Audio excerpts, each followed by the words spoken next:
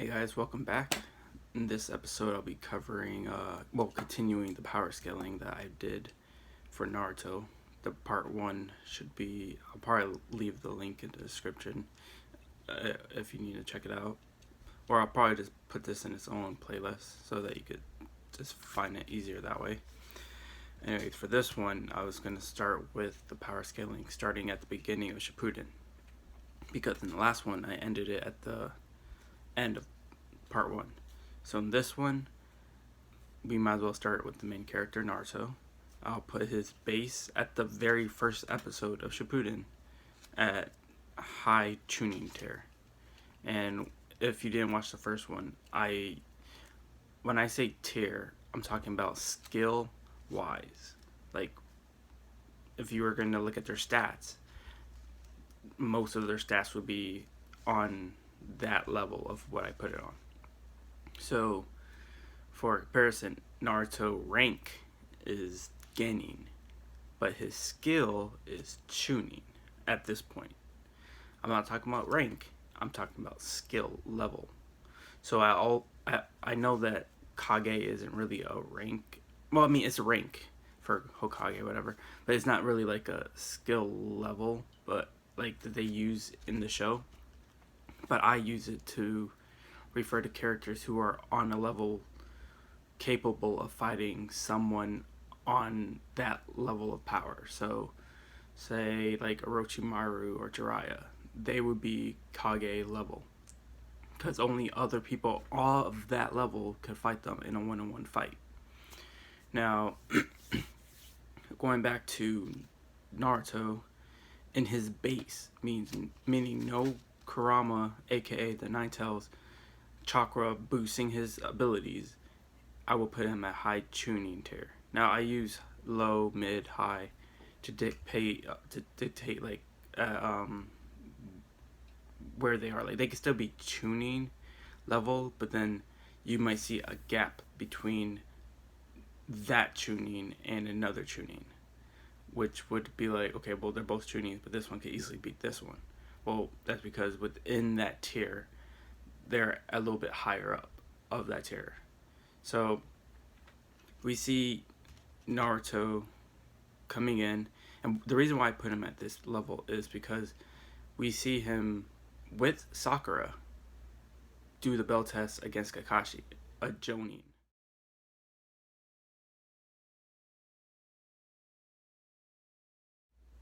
And neither one of them could really beat Kakashi. Not in a one-on-one fight, not even in two-on-one fight. It was the belt test, and Kakashi was analyzing them, and you could see that they both have grown in their own various ways. I also put Sakura base at Chunin, also like high Chunin, also. But the only way that they were able to win in that test was Naruto pretty much about to spoil the ending of the new book Kakashi was reading.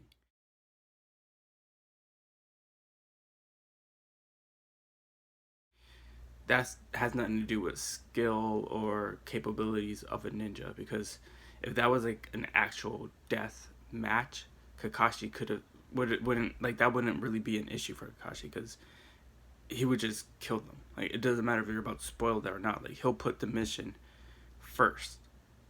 Like, at that point, I'm saying like they weren't allies. Of course, he's gonna put comrades over a mission, but if they weren't allies and they were enemy ninjas, and one of the enemy ninjas were gonna go, hey, the ending of that book you're gonna read is he's not gonna stop and like cover his ears or nothing.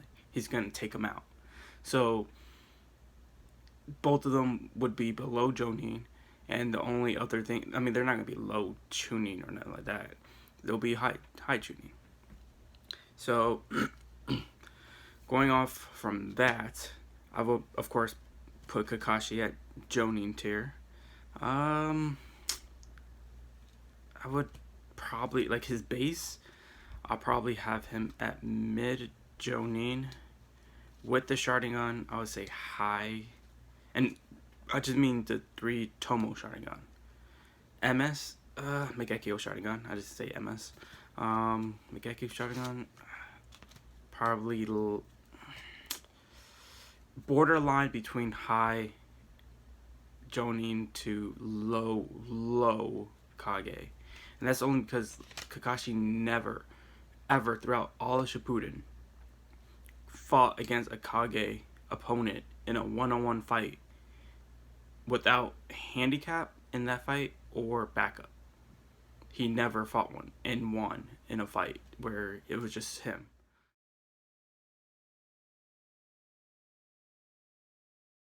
So I even when he used the Mangekyo Sharingan, so I can't put him at Kage. I just can't. It wouldn't make sense like in the scaling.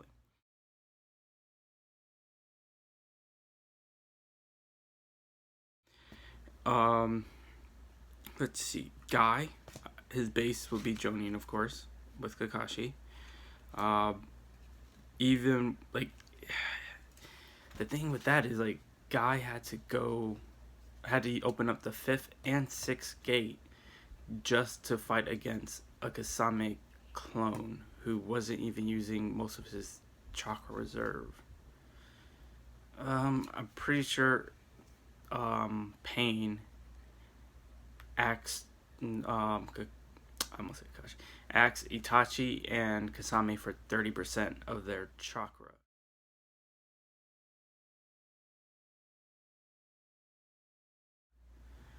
Now, now, if it's 30% to make clones, that means that Naruto, Kakashi, who were the only two really fighting against the Itachi clone, both needed to work together to fight a 30% Itachi.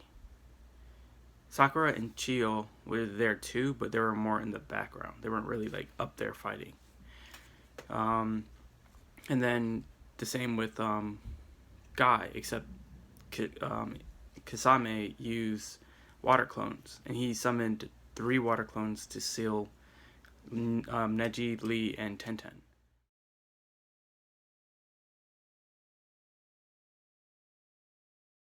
And a water clone is 1/10 the power of the original.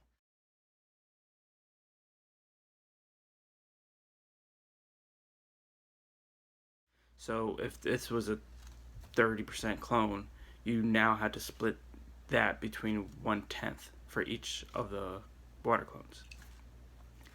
Now, if it was 70%, of course it's a bit higher, but the fact is he still split his chakra with the water clones, meaning that Guy had to use the 6th gate to beat somebody who's not at 100%.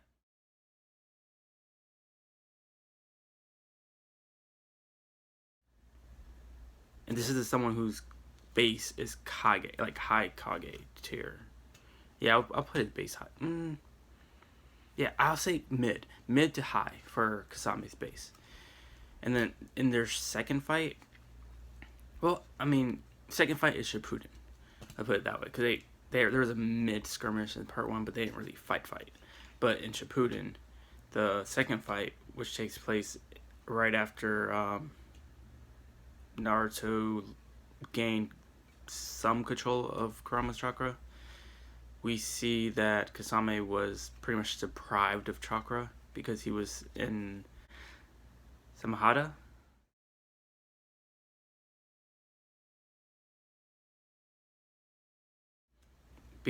In that fight either. So he was chakra deprived and he didn't have a sword.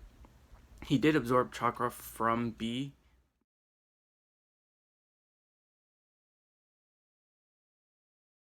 base form before facing Guy, but Kasame's chakra reserve itself is higher than like it's Bijou level.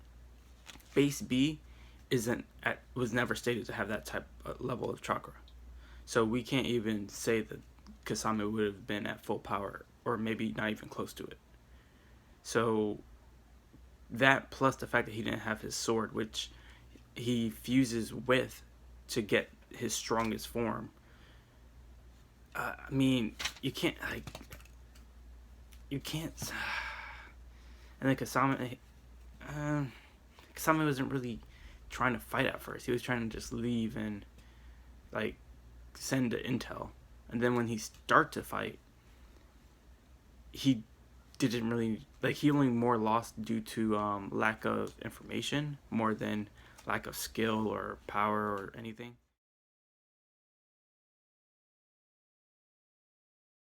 Because he used his great shark bomb, which absorbs chakra. So he thought Guy was using a ninjutsu, and in turn, it was going to absorb the ninjutsu, get stronger, and take out Guy. That's why he did that. But Guy used taijutsu, and his attack was more of air pressure. So it pretty much went through Kasame's attack and took Kisame out. And Kisame wasn't really like knocked out. Knocked out. He was hurt. And then Guy did like more of a finisher, not killed him, but like more of knock him out kind of thing after that. So the fact that Guy had to go seventh gate to do all that against a weakened Kisame, who didn't even have his sword, tells me that even at seventh gate, because Guy wouldn't be able to fight or at least defeat a full power Kisame. A full power Kisame. Like, we seen him use, like, after this fight. No. It was before that fight. Yeah, it was before the fight. I don't know why I'm saying after. We see that, like, before, like, he was able to create a water dome large enough to cover the 8 tails. Like, if he did that against Guy, and then he had fused with his sword, like, Guy wouldn't be able to touch him underwater. Like, yeah, he could have opened the gate, which would have like blasted some of the water apart. But like, I don't like when he did that in their first fight in Shippuden, it wasn't as large as compared to how it was when he used it when he made the water dome. Like, the water dome is bigger than the amount of water that Guy like blasted away in the first fight, because he didn't use water dome. It was just he filled the area with water pretty much, and they went underwater. That's all that was.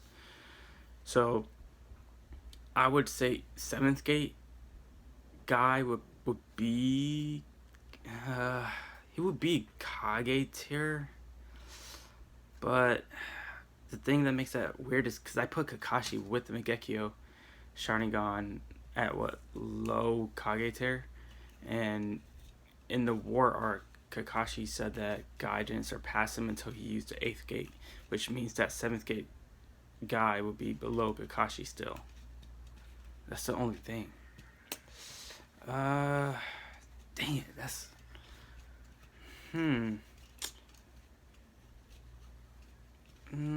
But then again, like, it's like their stats are more like like spread out. Like, Guy would have his in strength and speed, whereas Kakashi would have his in Kakashi has some speed. He's not that fast, but his stats would be like more like well rounded, like in other stats too. So like he would use his smarts as well in like if they were to fight. Let's go back. Let's see, who else was I going to talk about? Oh, base Naruto. Back to base Naruto, because I was trying to go like in order of like the different characters, but like, well, I was gonna go by arcs, but I have to mention later stuff, that way I don't have to keep going back and forth. But I'm obviously doing this with Naruto. Naruto, by the time he learns the Resident Shuriken, not master, learn. So it's like when it's at about 50%. Well, yeah, about 50% completed according to Yamato.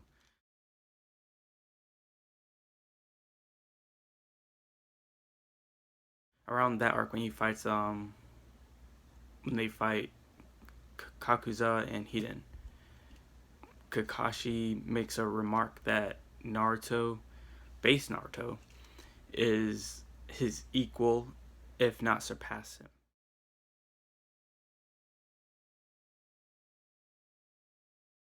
And this is from Kakashi. So at that point, we know for a fact that Naruto's base is Jounin tier.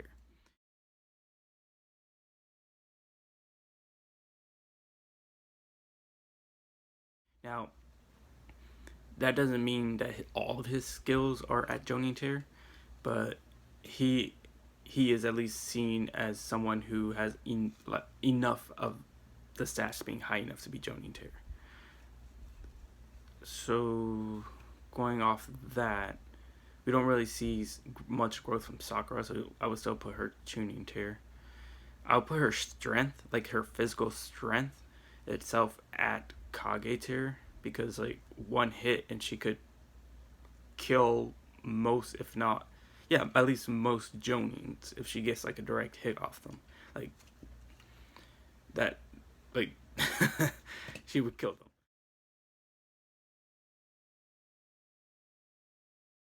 So that's I would put, and then like the rest of her skill set will be tuning, at least up to this point of the story.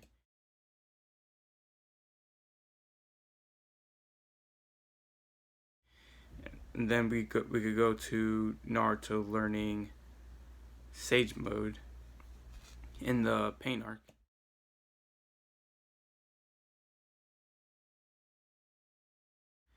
With Sage mode, he would be Kage level, of course. Um, Shikaku, Shikaku, no, Shik, Shikaku. Yeah, Shikamaru's dad, Shikaku. Cause I said Shukaku, which is the one tail. Shikaku. See, their names are so similar. It's just Shik instead of Shu. But Shikaku, he mentioned Naruto because Shikamaru wanted to go help Naruto, but he was hurt, and his dad told him no. Naruto went to learn Sage mode, well, Sage arts, so he would be at a level beyond everyone in the village.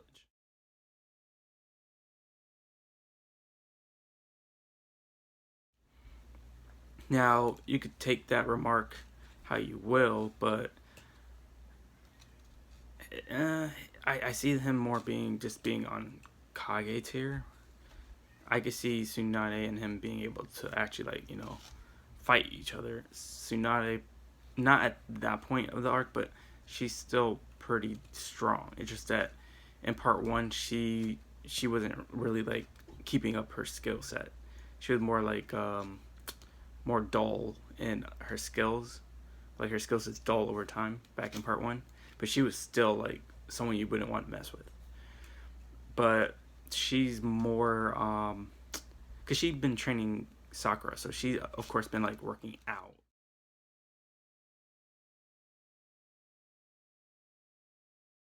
as she did that. Not saying that like she like grown leaps and bounds, but I think like she's not as sluggish or as dulled of skills, later on, like in Shippuden. So I could see Naruto being Kage tier there. Uh, I would say he's mid Kage around at that point because he does improve his Sage mode like later on, and then um, going to Sasuke. When we first see Sasuke in Shippuden, I would say that his base is Jounin tier, and with the Sharingan, it just improves that even more. Like we literally see him fight Yamato, who is an Anbu Black Ops. He's a Jounin, and Sasuke was pretty much besting him and Team Seven. So it's pretty easy to see that Sasuke was Jounin in tier. Now with the curse mark level 2, of course, I would see him being low Kage tier. We see him fight Deidara, and in that fight, it's not like he was like weak or outmatched heavily in that sense. It was more of, but like I see that like Sasuke only really won because he had the element advantage. So I would have to put the Deidara at mid Kage. Yeah, mid Kage tier. Because he would have won that fight like if Sasuke didn't have lightning, for example. Like if Sasuke just had a different element, fire and say wind, or fire and water.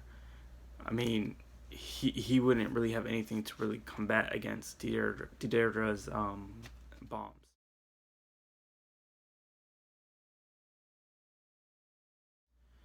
Or in nano explosion especially. So I do see him still having that skill set to fight Deidara, but he it's not like he was like overly outmatching him or like evenly matching him in most instances, you know. So going from there, when he gets the Megekyo Sharingan, I see him still being mid Kage when he only when he first had it, because he had to learn how to use it. Now, if you take Sasuke after he masters it, but he goes blind by that point, but like his mastery of his Susanoo and his Amaterasu, his Iton, like all that, and you put it to where he has his eyesight and everything, I would say that he would be pretty high, like high Kage, like between mid and high Kage. But for Naruto, I would have, like, if Naruto could have fused with the Toads, I would have put him high Kage. But it's difficult though, because when he fought Pein, he had 2 clones stay behind to gather natural energy, which means that he went in that fight with 1/3 of his chakra reserve, because Shadow Clone evenly splits your chakra reserve. But that said, Pain also used a majority of his chakra even before Naruto got there. So even if Naruto goes into this fight full power, you also have to have Pain come into this fight full power. Have him able to use Deva Path. Have all his chakra reserve that he already used in Almighty Push to destroy the village. Now, both of them going in like that, Pain would have destroyed Naruto. But Deva Path, he would have destroyed Naruto. Naruto only won because he had help from the Toads. He didn't have to use his chakra to summon any of the Toads. Ma Toad summoned all the Toads, including Naruto. So he started that fight not having to use up that much chakra right there. So him having to even use any of the Toads, he would have to use his chakra, boom, right there. He wouldn't have his prep time to use Sage Mode. The Toads or a Shadow Clone would have to go somewhere or do something to help buy him time for that. So you had to factor all that stuff in when you're scaling their power and level and fighting capabilities and fighting style. I would for Nagato, he's above Kage tier. Like, he's above Kage tier, but there's not really a tier that we could put above it. Like, would it be like Kage plus, like stuff like that? Like, he would be Kage plus, like, for sure. Itachi is Kage, of course. I'll put him high Kage, mid to high Kage, due to his illness. Like, he has the skills. Don't get me wrong, he has the skills, but his chakra reserve, due to his illness, are negating that. Because look at how well Sasuke did against him, and Sasuke didn't even have the Megekyo Sharingan.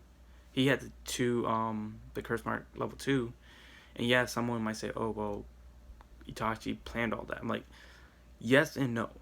His plan was pretty much, I'm gonna push Sasuke to his limit to get Orochimaru out of his body. He didn't know any of Sasuke's movesets, so he couldn't actually plan every move out because he didn't know of it. All his plan was to, 1, inform Sasuke of the internal Megekyo Sharingan, 2, get Orochimaru out of his body, and 3, instill Sasuke with other information such as Madara, aka Obito, being out there still, kind of thing. But those were his only goals in that fight. He wasn't trying to kill Sasuke. Like, if he wanted Sasuke to die, he could have killed him, yeah. But he wasn't going for killing blows. Just like when Naruto and Sasuke fight, Naruto doesn't go for killing blows. But Naruto is still giving his all in that fight. It's the same logic here. So, going from that, let me go back to... I think that's everything. Because I don't want to go too far. I'm going to save that for the next video. But yeah, that's pretty much that. I guess I could go more in detail about Itachi, or I could go about speed.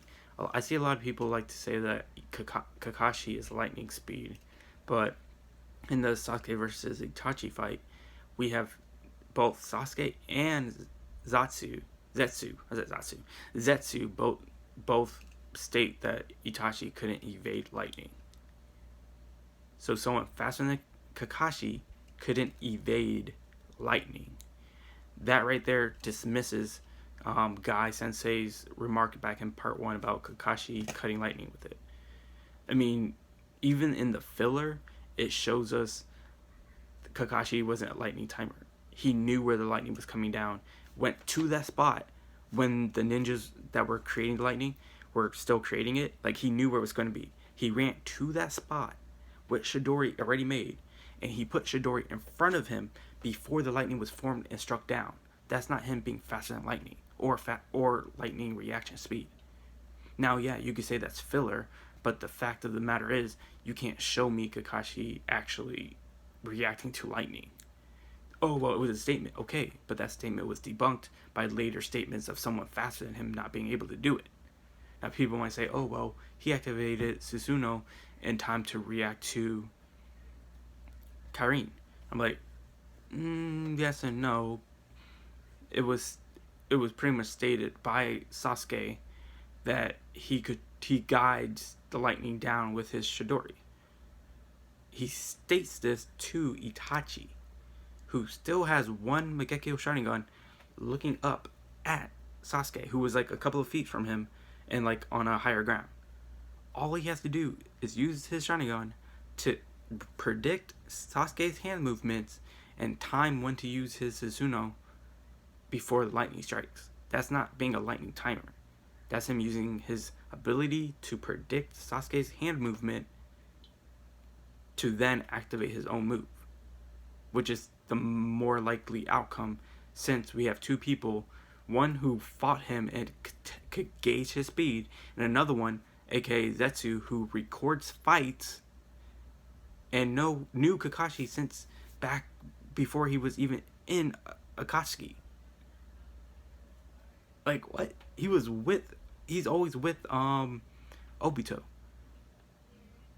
Always. And if not directly with him, he's somewhere else close by, because he's always watching things. He's the one who was guiding Obito to do different things behind the scenes, as we later on learn. And he himself states that Itachi can't evade this. In the same Sasuke versus Itachi fight, we have him say Itachi should have been able to evade that blade. How would he know what Itachi would be able to do normally?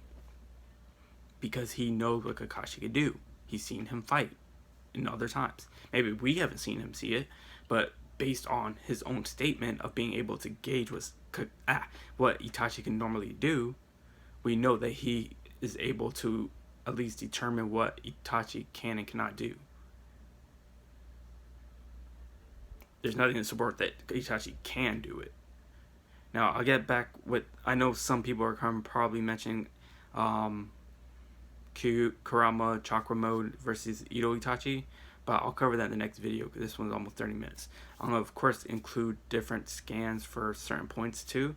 If you have any rebuttal or comments, leave them down in the description and I will reply to them.